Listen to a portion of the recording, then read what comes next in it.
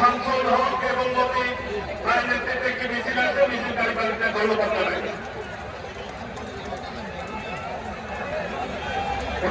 আমাদের দেশভিত্তিক এবং খালেদা মুক্তি দাবিতে আজকের এই সমাবেশের সম্মানিত সভাপতি বিএনপি স্থায়ী কমিটির অন্যতম সদস্য জনাব মির্জা আব্বাস, প্রধান অতিথি বিএনপির সম্মানিত মহাসচিব মির্জা ফখরুল ইসলাম মানবী সহ উপস্থিত স্থায়ী কমিটির সদস্যবৃন্দ, কেন্দ্রীয় কমিটির সদস্যবৃন্দ এবং শ্রোতামণ্ডলী, বিএনপি অঙ্গসংগঠনের নেতৃবৃন্দ, আসসালামু আলাইকুম। আজ আমরা গণতন্ত্রের মা দেশ থেকে বেগম খালেদা জিয়ার মুক্তির দাবিতে একত্রিত হয়েছে। 2018 সালের 8 ফেব্রুয়ারি তাকে আটক করা হয়েছে। এখনো তিনি আটক রয়েছেন। উনি এখন হাসপাতালে মৃত্যুর সাথে পাল্টা রয়েছেন। ওনাকে মুক্তি দেওয়া হচ্ছে না। এই দেশের বদমাশি আদালত, নিম্ন আদালতে যে ওনাকে সাজা দিয়েছে, উচ্চ আদালত তার প্রমাণ করে দিয়েছে। সুতরাং এখন আমরা কারো কাছে মুক্তি দেব না। আমরা এই অবৈধ ভোট শেখ হাসিনা সরকারের কাছে আমরা কোন মুক্তি চাব না। আমরা আগামী দিনে রাষ্ট্রনায়ক জনাব তারেক রহমানের নেতৃত্বে এই অবৈধ ভোট শেখ হাসিনা সরকারের পতন ঘটিয়ে আমরা দেশভিত্তিক বেগম খালেদা জিয়াকে মুক্ত করব ইনশাআল্লাহ।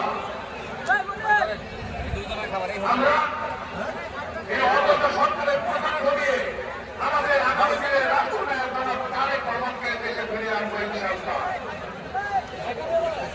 তাই অতি সত্য যে আন্দোলন সংগ্রামে ডাকা আছে, আপনার সকলেই সে আন্দোলনে শরীর হবেন দেশের তারেক রহমানের নেতৃত্বে এবং এই ভোট সরকার শেখ হাসিনার পতন ঘটিয়ে আমরা এদেশের মানুষের গণতন্ত্র ফিরে দেব, আমরা মানুষের ভোট অধিকার ফিরে দেব, আমরা মানুষ এই সরকারের পতন ঘটিয়ে এই সরকারের বিচার আমরা বাংলার মাটিতেই করবো ইনশাআল্লাহ। সকলকে ধন্যবাদ। আসসালামু আলাইকুম। নারায়ণগঞ্জ মহানগর কেন্দ্রের আহ্বায়ক অ্যাডভোকেট সাফাওয়াত হোসেনকে তার বক্তব্য রাখার জন্য আহ্বান জানাচ্ছি।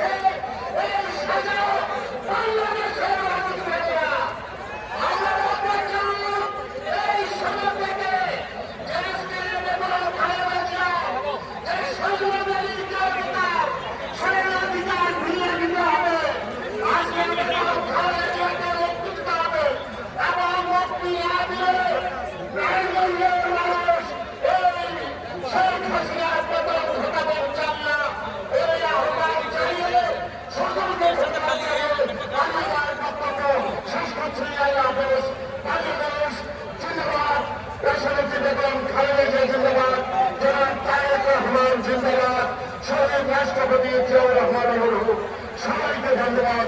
আসসালামু আলাইকুম।